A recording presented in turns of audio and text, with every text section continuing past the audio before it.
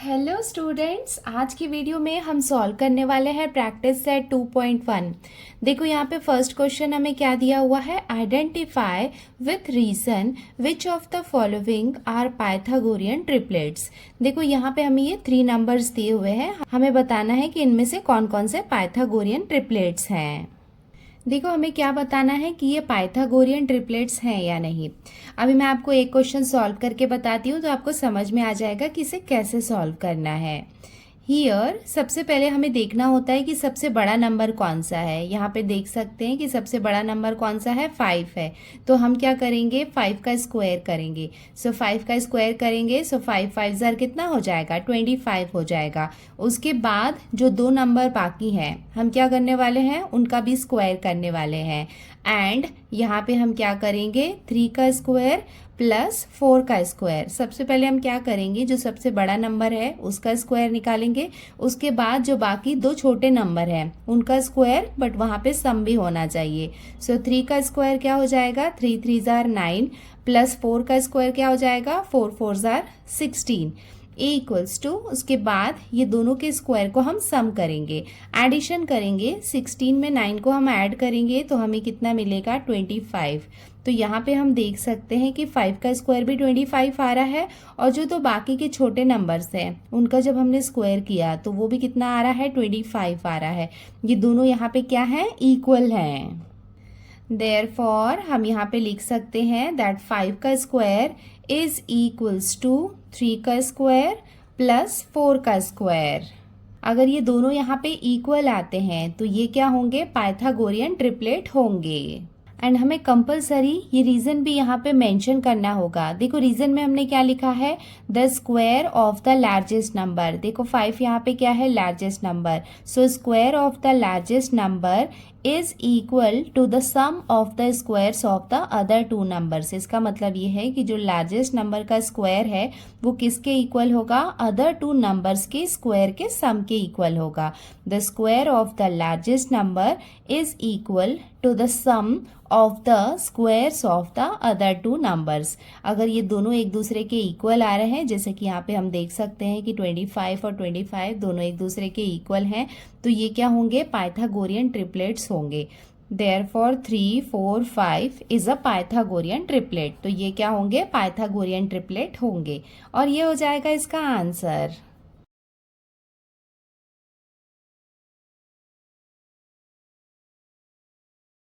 Next triplets हमें दिए हुए हैं 4 9 एंड 12। सो जैसा कि अभी हमने सॉल्व किया वैसे ही करेंगे। हियर देखो यहाँ पे लार्जेस्ट नंबर कौन सा है, 12। तो हम यहाँ पे क्या करेंगे, 12 का स्क्वायर करेंगे इक्वल्स टू 12 का स्क्वायर मीन्स 12 इंटू 12। ये कितना हो जाएगा, 144। एंड उसके बाद अदर 2 नंबर्स क्या हैं, 4 है, 4 का स्क्वायर प्लस नेक्स्ट नंबर क्या है, 9 का स्क्वायर इक्वल्स टू 4 का स्क्वायर करेंगे तो 4 4 जार कितना हो जाएगा, 16 प्लस 9 का स्क्वायर करेंगे सो 9 9 जार कितना हो जाएगा, 81 इक्वल्स टू, ये दोनों को ऐड करेंगे तो हमें कितना मिलेगा, 97। यहाँ पे हम देख सकते हैं कि जब इसका स्क्वायर किया लार्जेस्ट नंबर का तो हमें 144 मिला, और अदर 2 नंबर्स के तो कितना मिला, 97 मिला। तो ये यहाँ पे देख सकते हैं कि ये दोनों एक दूसरे के इक्वल नहीं है। देयरफॉर यहाँ पे हम क्या लिखेंगे कि जो 12 का स्क्वायर है which is not equals to 4 square plus 9 square. अगर ये दोनों आपस में इक्वल नहीं है तो ये पाइथागोरियन ट्रिपलेट्स नहीं है। एंड हमने यहाँ पे रीजन मेंशन कर दिया, the square of the largest number is not equal to the sum of the squares of the other 2 numbers. देखो यहाँ पे जो लार्जेस्ट नंबर है उसका जो स्क्वायर है वो इक्वल नहीं है अदर 2 नंबर्स के स्क्वायर के सम के। दैट्स वाई ये क्या होंगे, पाइथागोरियन ट्रिपलेट्स नहीं होंगे। और ये हो जाएगा इसका final answer. Therefore 4 9 12 is not a Pythagorean triplet, और ये हो जाएगा इसका आंसर।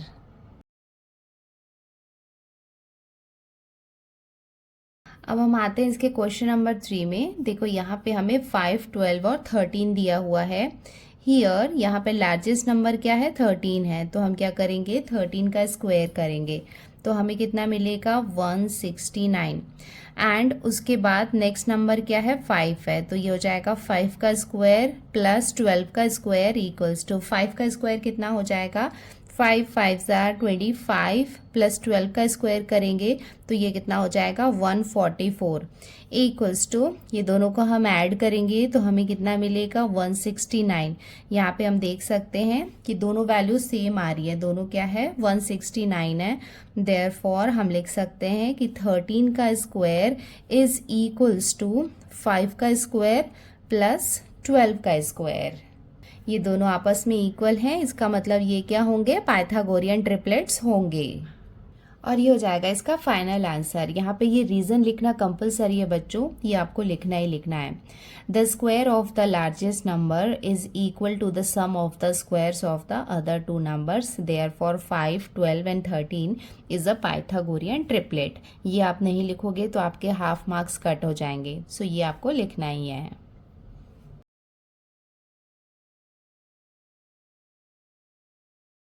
अब हम सॉल्व करते हैं इसका क्वेश्चन नंबर 4।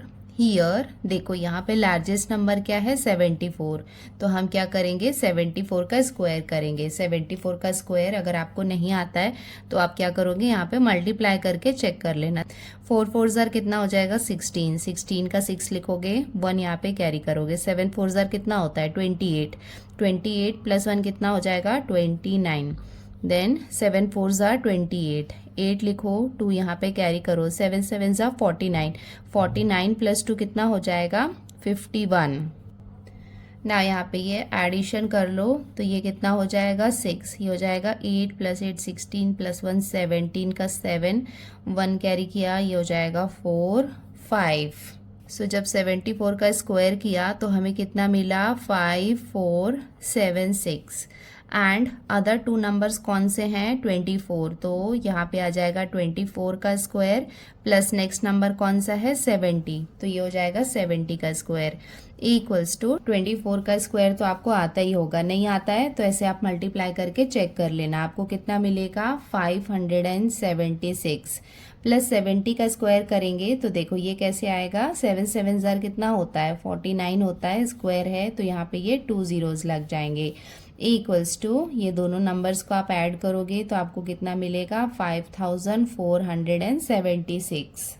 सो यहाँ पे हम देख सकते हैं इसका स्क्वायर किया तो हमें 5476 मिला, और जो अदर नंबर्स हैं उनके स्क्वायर का हमने सम किया तब भी हमें क्या मिला सेम नंबर मिला। देयरफॉर हम यहाँ पे लिख सकते हैं कि दैट 74 का स्क्वायर इज इक्वल्स टू 24 का स्क्वायर प्लस 70 का स्क्वायर। तो ये क्या होंगे पाइथागोरियन ट्रिपलेट्स होंगे। एंड एज यूजुअल हमें यहाँ पे रीजन भी लिखना होगा, और ये हो जाएगा इसका answer with reason. The square of the largest number is equal to the sum of the squares of the other two numbers, therefore 24 70 and 74 is a Pythagorean triplet. और ये हो जाएगा इसका आंसर।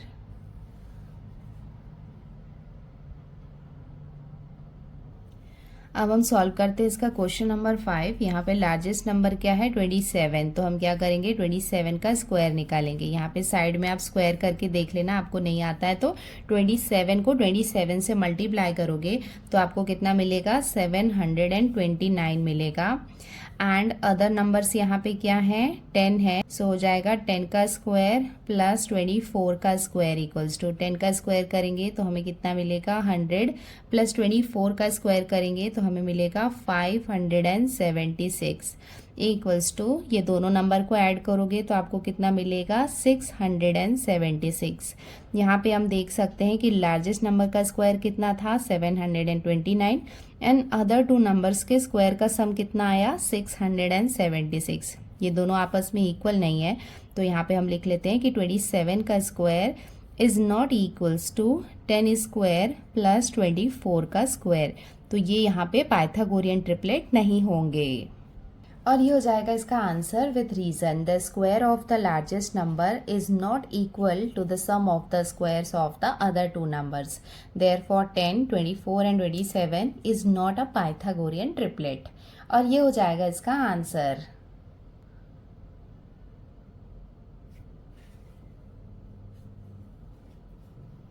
अब हम सॉल्व करते हैं इसका लास्ट क्वेश्चन। हियर यहाँ पे लार्जेस्ट नंबर क्या है 61, तो हम क्या करेंगे 61 का स्क्वायर करेंगे। यहाँ पे हम 61 का स्क्वायर चेक कर लेते हैं। 1 1 ज़ा 1, 1 6 ज़ा 6, 6 1 ज़ा 6 एंड 6 6 ज़ा कितना हो जाएगा 36। एडिशन कर लेते हैं, ये हो जाएगा 1 12 7 और 3, तो हमें कितना मिला 3721 इक्वल्स टू, यहाँ पे हम लिख लेते हैं 3721 एंड हमारे पास क्या है 11 का स्क्वायर प्लस 60 का स्क्वायर इक्वल्स टू 11 का स्क्वायर कितना होता है 121 प्लस 60 का स्क्वायर कैसे निकालेंगे 6 6 ज़ार कितना होगा 36 होगा और स्क्वायर करते हैं तो यहाँ पे ये 2 ज़ीरोज़ लगा लिया करो इक्वल्स टू, ये दोनों को ऐड करेंगे तो हमें कितना मिलेगा 3721। यहाँ पे हम देख सकते हैं कि ये दोनों एक दूसरे के इक्वल हैं। देयरफॉर 61 का स्क्वायर इज इक्वल्स टू 11 का स्क्वायर प्लस 60 का स्क्वायर, और ये हो जाएगा इसका final answer. The square of the largest number is equal to the sum of the squares of the other two numbers. Therefore 11 60 and 61 is a Pythagorean triplet, और ये क्या होंगे पाइथागोरियन ट्रिपलेट होंगे, और ये हो जाएगा इसका आंसर।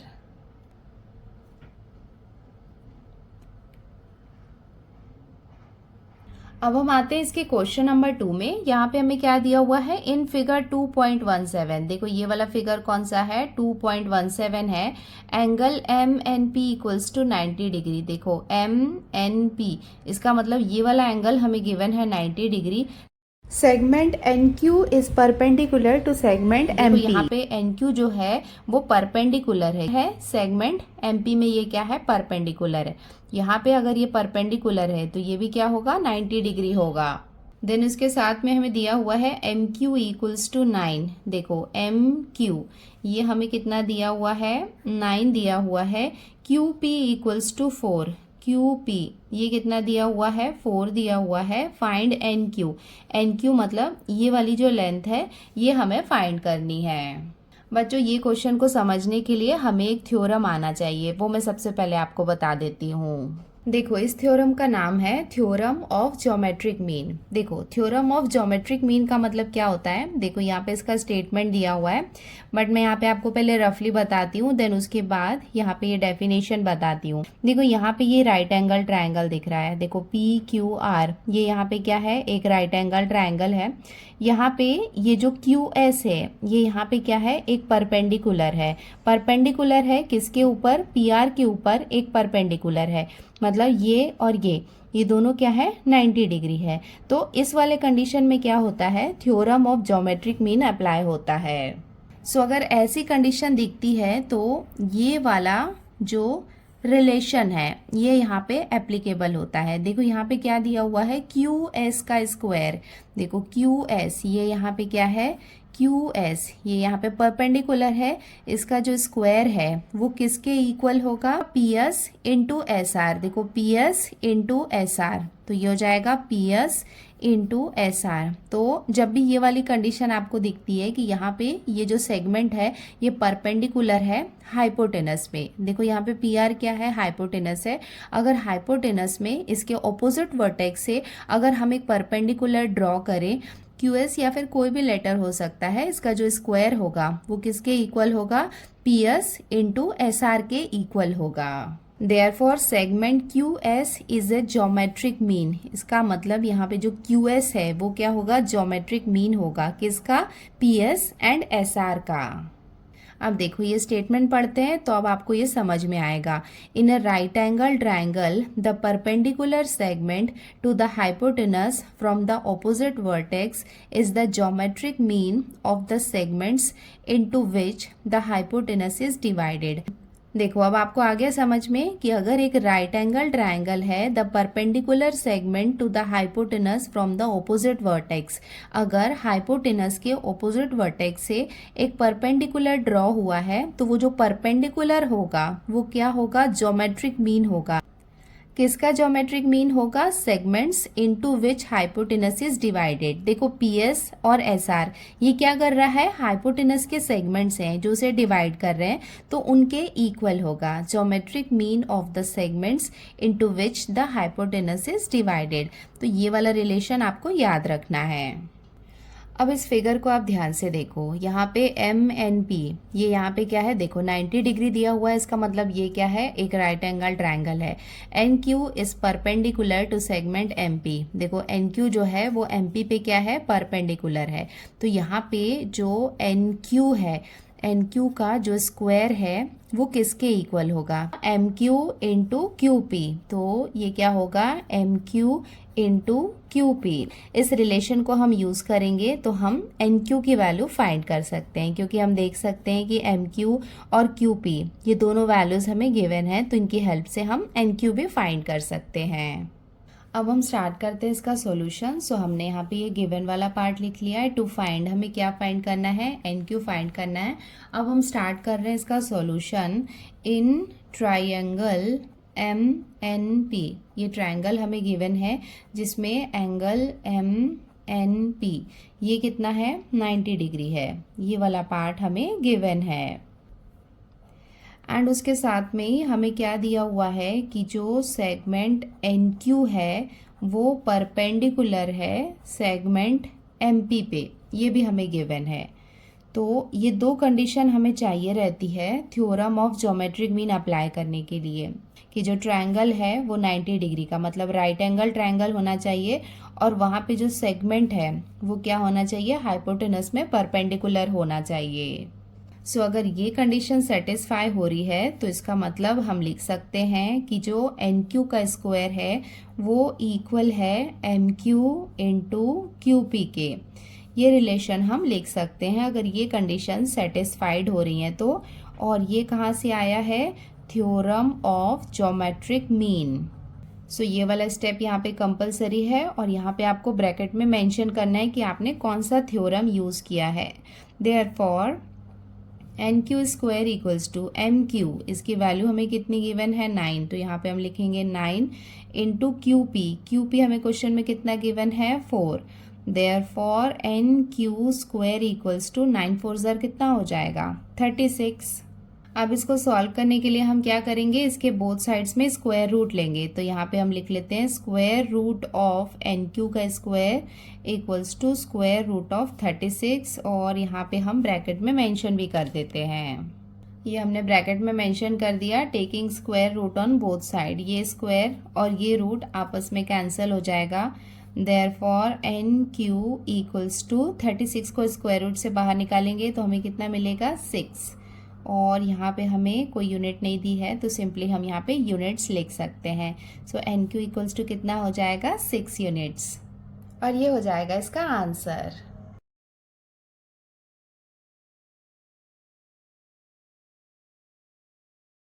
अब हम आते हैं इसके क्वेश्चन नंबर 3 में। यहाँ पे क्या दिया हुआ है, in figure 2.18 angle Q P R equals to 90 degree. देखो क्यू पी आर, इसका मतलब ये एंगल हमें गिवन है 90 degree. Segment P M is perpendicular to segment Q R. देखो यहाँ पे जो पी एम है वो क्यू आर पे क्या है, यहाँ पे परपेंडिकुलर है, मतलब ये भी क्या होगा, 90 डिग्री होगा। And Q dash M dash R, Q dash M dash R का मतलब है कि ये तीनों पॉइंट्स एक ही लाइन में है। पी एम की वैल्यू हमें गिवन है 10, देखो पी एम ये हमें दिया हुआ है 10। क्यू एम, देखो क्यू एम ये हमें गिवन है 8। फाइंड क्यू आर मतलब यहाँ से लेके यहाँ तक की फुल लेंथ हमें फाइंड करनी है। तो सबसे पहले हम क्या करेंगे, ये एम आर की वैल्यू फाइंड करेंगे, देन उसके बाद ये क्यू एम की वैल्यू जो 8 है उसको भी उसमें ऐड कर लेंगे। सो यहाँ पे भी हम देख सकते हैं कि यहाँ पे क्या है, एक राइट एंगल ट्रायंगल है, और यहाँ पे देखो ये क्या है, हाइपोटेनस है। बिकॉज ये अगर 90 डिग्री है तो इसका ऑपोजिट साइड क्यू आर ये क्या होगा, हाइपोटेनस होगा। और हाइपोटेनस में क्या है, देखो एक परपेंडिकुलर ड्रॉ हुआ है। अगर ये वाली कंडीशन होती है तो उस कंडीशन में theorem of geometric mean apply हो सकती है। उसके अकॉर्डिंग क्या होगा, देखो पी एम, तो ये हो जाएगा पी एम का स्क्वायर इक्वल्स टू क्या हो जाएगा, Q M into M R. अब हम स्टार्ट करते हैं इसका सॉल्यूशन। सो जो क्वेश्चन में गिवन था वो गिवन वाला पार्ट लिख लिया, हमें फाइंड करना है क्यू आर। अब हम स्टार्ट कर रहे हैं इसका सॉल्यूशन। तो हम देख सकते हैं कि in triangle P Q R, triangle P Q R में जो एंगल क्यू पी आर है वो हमें 90 डिग्री दिया हुआ है। एंड उसके साथ में ही हमें गिवन है कि जो सेगमेंट पी एम है वो परपेंडिकुलर है। किसके ऊपर परपेंडिकुलर है? सेगमेंट क्यूआर पे परपेंडिकुलर है। ये वाला पार्ट भी हमें गिवन है। तो ये दो इम्पॉर्टेंट कंडीशन थी जो हमें क्वेश्चन में गिवन थी। तो इसके बेसिस पे हम क्या कर सकते हैं? Theorem of geometric mean apply कर सकते हैं। तो उसके अकॉर्डिंग क्या हो जाएगा? हम लिख सकते हैं कि पी एम का square equals to Q M into M R. देखो यहाँ पे मैं आपको दिखा देती हूँ कि पी एम यहाँ पे क्या है? ज्योमेट्रिक मीन है। तो पी एम का स्क्वायर इक्वल्स टू क्या हो जाएगा? Q M into M R. So हमने यहाँ पे लिख लिया theorem of geometric mean. Therefore अब हम यहाँ पे वैल्यूज पुट करते हैं। पीएम, देखो पीएम की वैल्यू हमें कितनी गिवन है? 10। तो यहाँ पे कितना आ जाएगा? 10 का square equals to Q M. ये हमें कितना गिवन है? 8 इंटू एम आर। तो सबसे पहले हम क्या करने वाले हैं? एम आर की वैल्यू फाइंड करने वाले हैं। 10 का स्क्वायर करेंगे तो कितना आ जाएगा? 100 आ जाएगा। 8 यहाँ पे मल्टीप्लीकेशन में है, इस तरफ आएगा तो ये डिवीजन के प्लेस में आ जाएगा। E equals to M R. अब हम क्या करेंगे? 100 को 8 से डिवाइड कर लेते हैं। यहाँ पे आपको रफ में करके बता देती हूँ। 8 से इसको हम डिवाइड करेंगे तो ये कितना हो जाएगा? 8 1 जार 8। माइनस करेंगे तो कितना आएगा? 2 आएगा। ठीक है, और ये 0 को यहाँ पे नीचे ले आए। नाउ 8 2 जार कितना होता है? 16। माइनस करेंगे तो कितना आ जाएगा? 4 आएगा। एक डेसिमल पॉइंट लगा के 0 लगा देते हैं। सो 8 5 जार कितना हो जाएगा? 40। तो हमें कितना मिल गया? 12.5। देयरफॉर एम आर को इस तरफ लिख लेते हैं। एम आर इक्वल्स टू, इसको डिवाइड करने के बाद हमें कितना मिल गया? 12.5। देयरफॉर अब हम क्या करते हैं? क्यू आर निकाल लेते हैं। सो क्यू आर इक्वल्स टू क्या हो जाएगा? देखो जो क्यू आर है वो किससे मिलके बना है? Q M plus M R से मिलके बना हुआ है। और इसका रीज़न क्या हो जाएगा? ये हम ब्रैकेट में मेंशन कर देते हैं। Q dash M dash R, ये तीनों क्या है? कोलिनियर है, एक ही लाइन में। दैट्स वाई जो क्यू आर है वो किससे मिलके बना हुआ है? Q M plus M R से मिलके बना हुआ है। इक्वल्स टू, यहाँ पे हम वैल्यू सब्सटीट्यूट कर देते हैं। क्यू एम ये हमें क्वेश्चन में गिवन है 8 प्लस एम आर हमने कितना फाइंड किया है? 12.5 इक्वल्स टू, ये दोनों का हम ऐड करेंगे तो देखो 12 प्लस 8 ये कितना हो जाएगा? 20। सो ये हो जाएगा 20.5 units. Therefore Q R equals to कितना हो जाएगा? 20.5 यूनिट्स। और ये हो जाएगा इसका आंसर।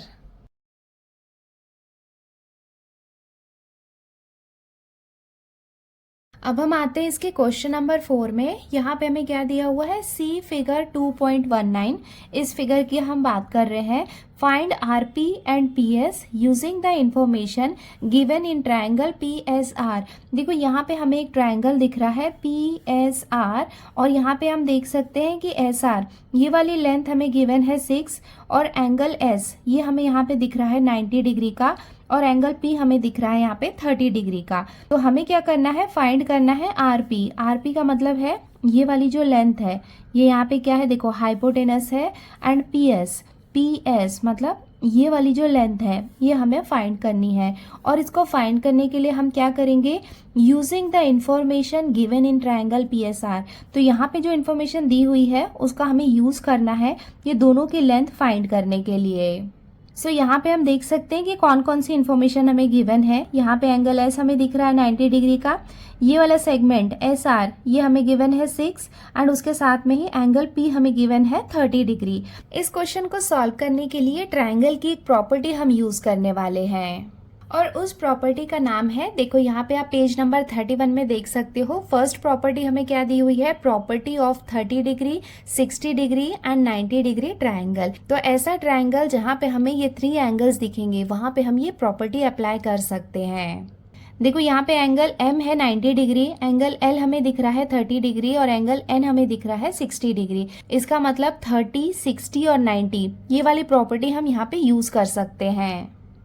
अब आप बोलोगे कि इसका क्वेश्चन से क्या कनेक्शन है? यहाँ तो हमें 60 डिग्री नहीं दिख रहा है, बट यहाँ पे आप देख सकते हैं कि 90 डिग्री गिवन है और 30 डिग्री गिवन है। अगर 90 और 30 को आप ऐड करोगे तो आपको कितना मिलेगा? देखो 90 प्लस 30 ये दोनों को ऐड करेंगे तो हमें कितना मिलेगा? और हमें पता है कि ट्रायंगल के तीनों एंगल्स का सम कितना होता है, 180 डिग्री होता है। तो 180 में से अगर हम 120 को माइनस करेंगे तो हमें कितना मिलेगा, 60 डिग्री। इसका मतलब ये वाला जो एंगल है वो ऑटोमेटिकली क्या हो जाएगा, 60 डिग्री हो जाएगा। तो यहाँ पे हम 30, 60 और 90 डिग्री वाला प्रॉपर्टी यूज़ कर सकते हैं। देखो ये प्रॉपर्टी का क्या मतलब होता है, यहाँ पे हम देख सकते हैं कि हाइपोटेनस क्या है। हाइपोटेनस क्या है, यहाँ पे एल एन है। एंड देखो ये तो 90 डिग्री है, हमें फोकस किस में करना है, 30 डिग्री में और 60 डिग्री में। 30 डिग्री का जो ऑपोजिट साइड वो कौन सा है, एम एन है।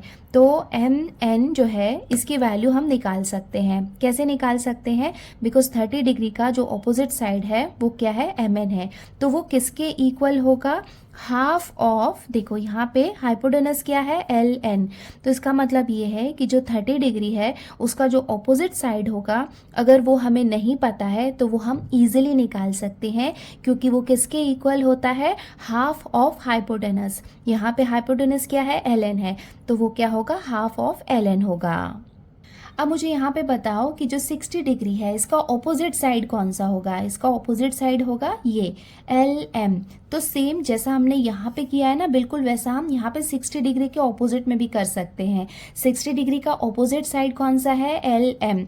अगर हमें यहाँ पे इसकी लेंथ निकालनी है तो वो क्या होगी, √3/2 एल एन। देखो यहाँ पे 30 डिग्री का जब ऑपोजिट था तो हमने हाइपोटेनस का क्या लिया था, हाफ लिया था। और जब 60 डिग्री का जो ऑपोजिट साइड है उसकी लेंथ हमें निकालनी है तो हम क्या करेंगे, हाइपोटेनस के साथ किसे मल्टीप्लाई करेंगे, √3/2 के साथ में। और ये दोनों लेंथ हम तभी फाइंड कर सकते हैं जब ट्रायंगल क्या हो, 30, 60 और 90 डिग्री वाला हो। तो इस प्रॉपर्टी को हम क्या कहते हैं, प्रॉपर्टी ऑफ 30, 60 और 90 डिग्री एंगल, जहाँ पे ये दोनों चीज़ें हम अप्लाई कर सकते हैं। 30 डिग्री का जो ऑपोजिट होगा वो हाइपोटेनस का हाफ होगा, और 60 डिग्री का जो ऑपोजिट साइड होगा वो √3/2 हाइपोटेनस के इक्वल होगा।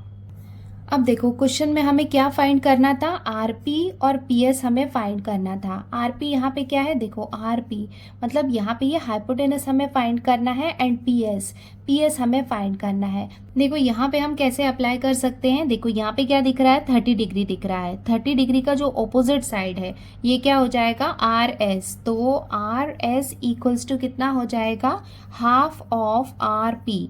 आरपी क्या है, यहाँ पे हाइपोटेनस है। अभी मैंने आपको बताया था ना कि 30 डिग्री का जो ऑपोजिट साइड होता है वो ऑपोजिट साइड किसके इक्वल होता है, हाफ ऑफ हाइपोटेनस के इक्वल होता है। हमें आर एस की वैल्यू गिवन है क्वेश्चन में, देखो 6 दिया हुआ है ना, तो उसकी हेल्प से यहाँ पे आरपी मतलब ये हाइपोटेनस हम फाइंड कर सकते हैं। नेक्स्ट आता है पीएस। देखो ये क्या है, ऑपोजिट साइड है 60 डिग्री का, और 60 डिग्री वाले केस में मैंने आपको क्या बताया था कि यहाँ पे ये जो साइड है पीएस ये किसके इक्वल होगा, √3/2 आरपी।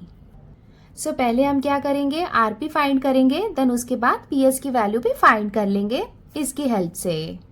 अब हम स्टार्ट करते हैं सॉल्यूशन। सबसे पहले हमने ये पूरा गिवन वाला पार्ट लिख लिया जो जो हमें गिवन था। टू फाइंड हमें क्या फाइंड करना है, RP and PS.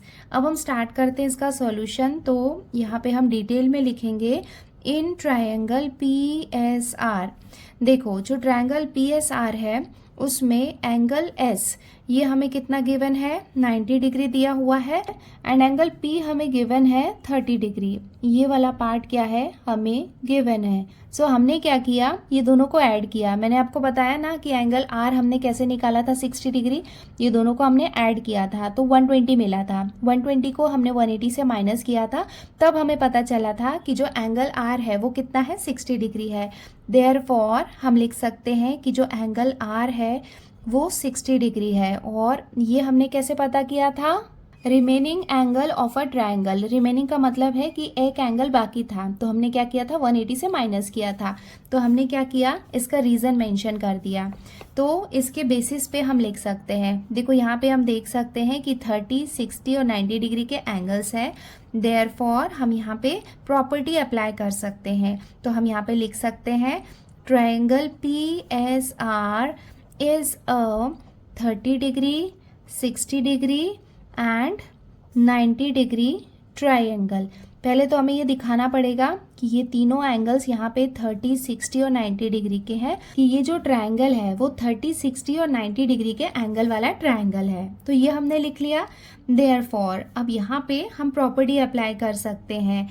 R S equals to क्या हो जाएगा, half of R P. R P क्या है, हाइपोटेनस है। यहाँ पे मैं आपको दिखा देती हूँ कि देखो 30 डिग्री का जो ऑपोजिट साइड है ये यहाँ पे क्या है, आर एस है। और आर एस इसकी लेंथ हम कैसे निकालते हैं, हाफ ऑफ हाइपोटेनस होती है। और हाइपोटेनस यहाँ पे क्या है, पी आर। तो 30 डिग्री की जो ऑपोजिट साइड थी वो क्या थी, आर एस थी। तो वो किसके इक्वल होगी, हाफ ऑफ आर पी के इक्वल होगी। आर पी क्या है, यहाँ पे हाइपोटेनस है। और हमें यहाँ पे ये रीजन मेंशन करना पड़ेगा, that side opposite to 30 degree. तो यहाँ पे ये वाली जो साइड है वो 30 डिग्री के ऑपोजिट वाली साइड है। दैट्स वाई यहाँ पे हम ये अप्लाई कर सकते हैं। आर एस या फिर एस आर एक ही लेंथ है, तो यहाँ पे इसके प्लेस में हम 6 लिख लेते हैं। इसकी वैल्यू पुट किया, equals to half of R P. अब देखो यहाँ पे ये क्या है, डिवीजन में है, इस तरफ जाएगा तो ये मल्टीप्लीकेशन में आ जाएगा। तो 6 टू ज़ा कितना हो जाएगा, 12। तो ये हो जाएगा 12 equals to R P. Therefore हम क्या करेंगे, इसे इस तरफ लिख लेंगे। तो ये हो जाएगा R P equals to 12 units. So हमने यहाँ पे आर पी फाइंड कर लिया है। नेक्स्ट हमें क्या करना है, पी एस फाइंड करना है। तो यहाँ पे हम लिख लेते हैं, now P S equals to, देखो यहाँ पे देख सकते हैं कि जो पी एस है वो 60 डिग्री का ऑपोजिट वाला साइड है। अगर हमें ये साइड फाइंड करना होता है तो हम क्या करते हैं, √3/2 और हाइपोटेनस के साथ मल्टीप्लाई करते हैं। सो यहाँ पे हम लिख लेंगे पी एस इक्वल्स टू क्या हो जाएगा, √3/2 आर पी। आर पी क्या है, हाइपोटेनस है। एंड यहाँ पे हम मेंशन कर देते हैं कि जो पी एस है वो कौन सा साइड है, साइड ऑपोजिट टू 60 डिग्री। ये क्या है, ऑपोजिट, ये क्या है, 60 डिग्री का ऑपोजिट साइड है। दैट्स वाई यहाँ पे हम ये अप्लाई कर सकते हैं। अब हम यहाँ पे वैल्यू पुट कर लेते हैं। Therefore P S equals to √3/2 है। आर पी की वैल्यू जस्ट नाउ अभी हमने यहाँ पे फाइंड की है, कितनी, 12। देखो जब आप डिनोमिनेटर को सॉल्व करते हो ना तो कंफ्यूज मत हुआ करो। देखो अगर हम यहाँ पे इसे राइट से लेफ्ट में भेजेंगे तो वो क्या होगा, मल्टीप्लीकेशन में जाएगा। बट यहाँ पे क्या है, वो एक ही साइड में है। तो यहाँ पे ऐसा मत करना कि डायरेक्ट ये दोनों को आपने मल्टीप्लाई कर लिया। एक ही साइड में है, इसका मतलब ये इस तरीके से है। तो आपको डिवाइड करना है, 2 1 2 और ये कितना हो जाएगा, 2 6 12। Therefore P S equals to क्या क्या बाकी है, 6। होल नंबर को हम पहले लिखेंगे तो ये हो जाएगा 6√3 यूनिट्स। सो हमें पी एस कितना मिल गया, 6√3। और ये हो जाएगा इसका आंसर।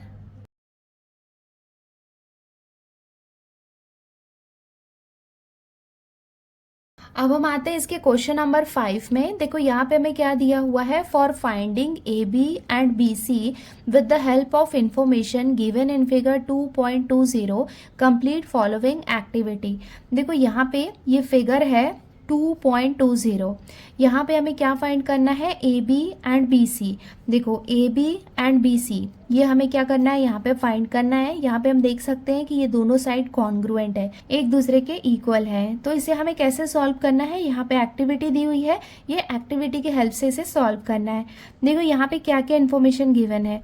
यहाँ पे हम देख सकते हैं कि एंगल बी हमें गिवन है 90 डिग्री का। अगर ये दोनों साइड आपस में कॉन्ग्रुएंट है, इसका मतलब ये कौन सा ट्रायंगल होगा, आइसोसेलेस ट्रायंगल होगा। तो आइसोसेलेस ट्रायंगल में हम आइसोसेलेस ट्रायंगल थ्योरम भी अप्लाई कर सकते हैं। क्यों, बिकॉज हमने पढ़ा है कि अगर ये दो साइड आपस में इक्वल हैं, ये जो ऑपोजिट एंगल्स होते हैं वो भी क्या होंगे, इक्वल होंगे। अगर ऑपोजिट एंगल्स आपस में इक्वल हैं, ये एंगल हमें गिवन है 90 डिग्री, तो देखो 90 + 90 कितना होता है, 180 डिग्री होता है। और अगर ये दोनों एंगल्स आपस में इक्वल है, इसका मतलब ये एंगल भी कितना होगा, 45 डिग्री का होगा और ये एंगल भी 45 डिग्री का होगा। सो हमें क्या करना है, एक ट्रायंगल की एक और प्रॉपर्टी है वो भी हम देख लेते हैं। देखो इस प्रॉपर्टी का नाम है प्रॉपर्टी ऑफ 45 45 90 डिग्री। तो आपको क्या करना होता है, आपको ट्रायंगल में देखना होता है कि कौन से एंगल्स गिवन है। जब 30 60 और 90 डिग्री एंगल गिवन थे तो वो वाली प्रॉपर्टी यूज करना है। यहाँ पे हमें दिख रहा है कि 45 45 90 डिग्री के एंगल्स है, तो ये वाली प्रॉपर्टी हम यूज करेंगे। सो देखो इसको हम कैसे सॉल्व करेंगे। देखो हम यहाँ पे देख सकते हैं कि अगर यहाँ पे दोनों में 45 डिग्री का एंगल्स है, इसका मतलब ये साइड और ये साइड दोनों एक दूसरे के कॉन्ग्रुएंट होंगे। अगर ये दोनों एंगल्स आपस में इक्वल है, इसका मतलब यहाँ पे साइड्स भी क्या होंगे, एक दूसरे के कॉन्ग्रुएंट होंगे by converse of isosceles triangle theorem. देखो यहाँ पे क्या है, ये दोनों साइड एक दूसरे के इक्वल है। अगर हम एंगल Z की बात करें तो इसका ऑपोजिट साइड कौन सा होगा, ये वाला XY। और अगर हम इस 45 डिग्री के ऑपोजिट साइड की बात करें तो ये साइड कौन सा हो जाएगा, XZ। ये दोनों क्या है, आपस में इक्वल है। तो हम क्या करते हैं, अगर हमें XY ये वाला साइड हमें फाइंड करना है तो देखो XY और XZ ये क्या होंगे, दोनों एक दूसरे के इक्वल होंगे by converse of isosceles triangle theorem. Because यहाँ पे अगर एंगल सिमिलर है, इसका मतलब इनके जो ऑपोजिट साइड्स होंगे वो भी क्या होंगे, कॉन्ग्रुएंट होंगे। ये हम कैसे फाइंड करेंगे, ये किसके इक्वल होता है, 1/√2 इंटू हाइपोटेनस। हाइपोटेनस क्या है, ZY। तो ये वाला रिलेशन हमें यहाँ पे यूज करना है अपने क्वेश्चन को सॉल्व करने के लिए। यहाँ पे ये दोनों एक दूसरे के इक्वल हैं, तो ये हम कैसे फाइंड करेंगे, बाय 1/√2 इंटू हाइपोटेनस। सो यहाँ पे हम देख सकते हैं कि हमें क्या गिवन है, AB is equals to BC। देखो AB और BC ये दोनों एक दूसरे के इक्वल हैं, ये वाला पार्ट हमें गिवन है। तो ये जो फर्स्ट वाला ब्लैंक है इसमें आ जाएगा given. Therefore angle BAC equals to PAC। इसका मतलब ये एंगल कितना हो जाएगा, 45 डिग्री हो जाएगा। यहाँ पे कुछ स्टेप्स मिसिंग है तो मैं आपको नोटबुक में सॉल्व करके बताती हूँ। देखो यहाँ पे हमने बॉक्स के अंदर तो 45 डिग्री लिख लिया है, बट ये आया कहाँ से है, ये हमें यहाँ पे सॉल्व करके दिखाना होगा। यहाँ पे हम देख सकते हैं कि एंगल A और एंगल C ये दोनों एक दूसरे के इक्वल हैं। क्यों, बिकॉज यहाँ पे ये दोनों साइड्स इक्वल हैं। अगर ये दोनों साइड्स इक्वल हैं, इसका मतलब यहाँ पे आइसोसेलेस ट्रायंगल थ्योरम अप्लाई करके हम कह सकते हैं कि एंगल A और एंगल C भी इक्वल हैं। तो ये तो हो गया इसका फर्स्ट स्टेप जो हमें गिवन है, AB इक्वल्स टू BC। ये वाला पार्ट हमें गिवन है। देयरफॉर हम लिख सकते हैं कि अगर ये दोनों इक्वल है, इसका मतलब angle A is equals to angle C by isosceles triangle theorem. तो हमने क्या किया, यहाँ पे आइसोसेलेस ट्रायंगल थ्योरम अप्लाई किया। Let angle A equals to angle C equals to X। हमने कंसीडर किया कि एंगल A और एंगल C ये दोनों यहाँ पे क्या है, X हैं। फिलहाल हम X क्यों कंसीडर कर रहे हैं, बिकॉज हम प्रूव करके दिखा रहे हैं कि ये दोनों 45 डिग्री है। हमने यहाँ पे लिख लिया, in triangle ABC angle A plus angle B plus angle C equals to 180 degree. Because sum of all angles of a triangle is 180 degree. Triangle के तीनों एंगल का सम कितना होता है, 180 डिग्री होता है। देयरफॉर एंगल A और एंगल C इसे हमने क्या कंसीडर किया है, X। सो एंगल A के प्लेस में हम X लिखेंगे प्लस एंगल B, ये हमें क्वेश्चन में गिवन है 90 डिग्री, तो यहाँ पे हम लिख लेंगे 90 degree plus angle C। Angle C को भी हमने X कंसीडर किया है equals to 180 degree. Therefore X और X ये दोनों को हम ऐड करेंगे तो कितना हो जाएगा, 2X 90 degree equals to 180 degree. Therefore 2X equals to कितना हो जाएगा, 180। ये प्लस में है, इस तरफ आएगा तो साइन चेंज हो जाएगा, ये हो जाएगा minus 90 degree. Therefore 2X equals to कितना हो जाएगा, 180 में से 90 को माइनस करेंगे तो हमें कितना मिलेगा, 90।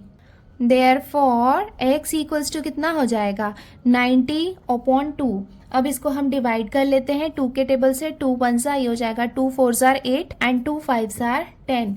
Therefore x equals to, x की वैल्यू हमें कितनी मिल गई, 45 डिग्री। x का मतलब क्या है, angle A and angle C। तो यहाँ पे हम बता सकते हैं कि एंगल A और एंगल C दोनों क्या है, 45 डिग्री है। देयरफॉर इसके बेसिस पे हम लिख सकते हैं कि एंगल BAC इक्वल्स टू कितना है, 45 डिग्री। देयरफॉर टेक्स्ट बुक में नेक्स्ट स्टेप हमें क्या दिया हुआ है, AB equals to BC equals to multiply AC दिया है। AC क्या है, हाइपोटेनस है।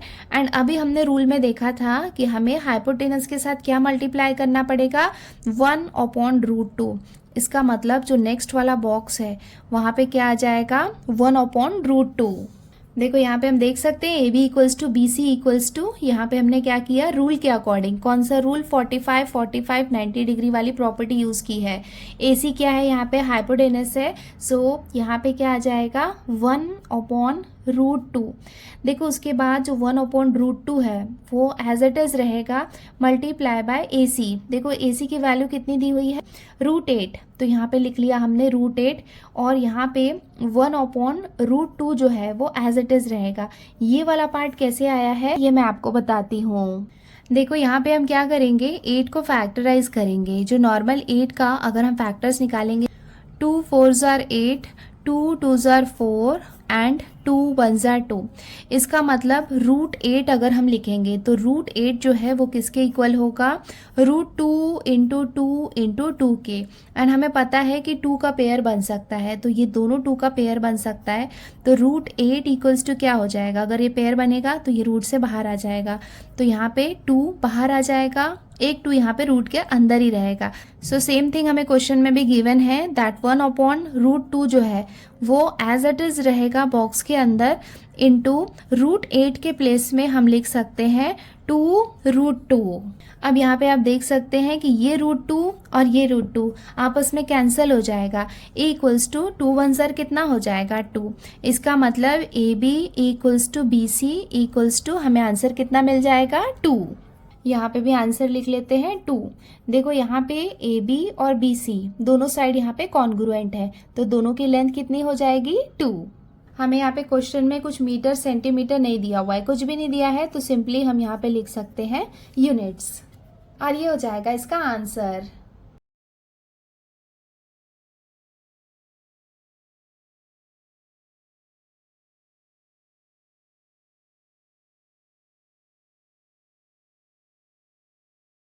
सो बच्चों आज की वीडियो में हमने क्वेश्चन नंबर 1 2 3 4 एंड 5 सॉल्व किया है। आज के लिए इतना ही, जल्दी मिलते हैं नए वीडियो में जिसमें हम इसके बाकी के क्वेश्चन नंबर 6 to 10 सॉल्व करेंगे। वीडियो अगर पसंद आई है तो वीडियो को लाइक ज़रूर करना और अपने फ्रेंड्स के साथ भी शेयर करना।